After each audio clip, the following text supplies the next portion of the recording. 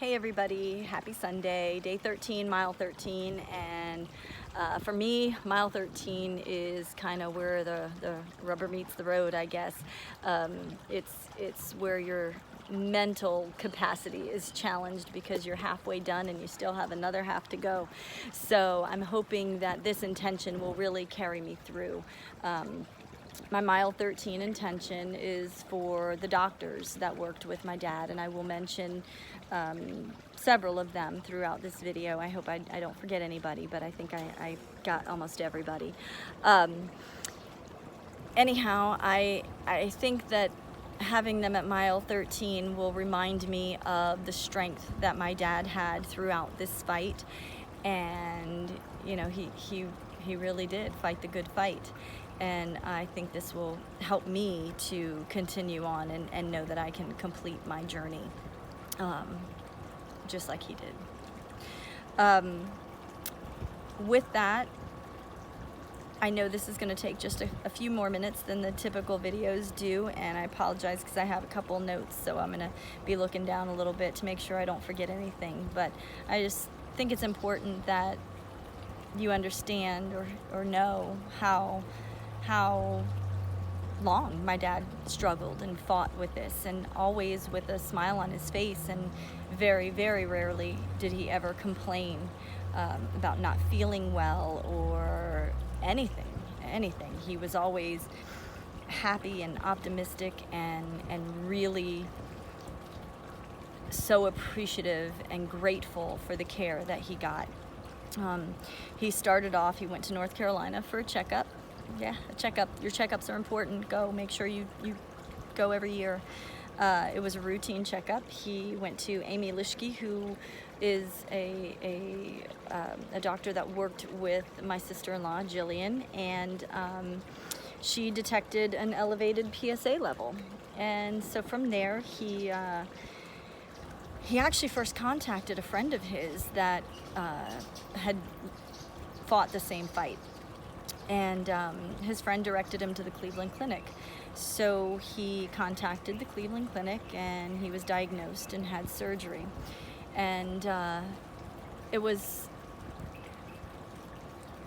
a wonderful experience for him medically, as well as it could be. We were all by his side. He went in, they did the surgery, and he was laughing and joking because the anesthesia, doesn't sit well with him. So we were like, Dad, shh, you gotta be quiet, you're in a hospital, you can't make inappropriate jokes. But all in all, everything was great.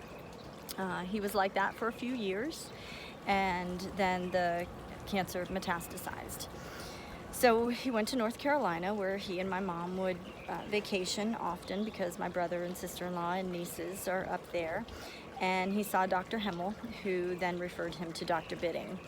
Dr. Bidding, he loved Dr. Bidding. Oh my gosh, she was just like the end-all, be-all. And rightfully so. She worked so well with him and tried everything. When I say everything, every time there was a new advancement and what he was currently taking or on wasn't working, we would try another one and try another one. So when you're in doubt about giving to the American Cancer Society because you're not sure where the money goes, research is everything. My dad lived 15 years because of advancements through research. So please remember that. And he was doing well, trying everything that came along, he would do. In 2012, he was then diagnosed with vocal cord cancer, and he had a doctor in Miami, Dr. Weed, who worked with him. And the one thing that we wish would have happened was this past May, when he fell ill again and had to be taken to Miami. We were actually supposed to go to Miami for his 5-year clearance, which would have made him cancer-free from the vocal cord cancer.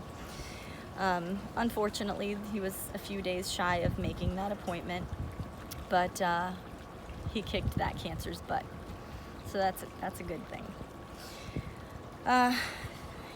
Throughout the entire time, Dr. Bidding worked with Dr. Nyberg here. There did come a point in time when my dad couldn't travel back and forth to North Carolina. The trips just became too much. But Dr. Nyberg here in Key West would consult with Dr. Bidding, and for our family, that was just an amazing sense of professionalism, because you see so many doctors that get offended or upset that you're asking for a second opinion or a consultation with someone else, and these two never once had issue with that.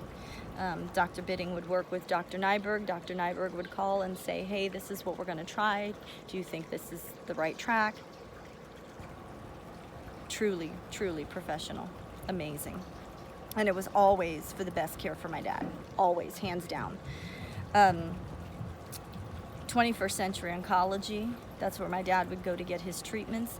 Those ladies in there in the office and everyone, and the entire staff was just so accommodating and so helpful every time that he would go in there. But that's, you know, a small community kind of does that too. So that was really nice that he had genuine relationships with so many of the doctors that he worked with.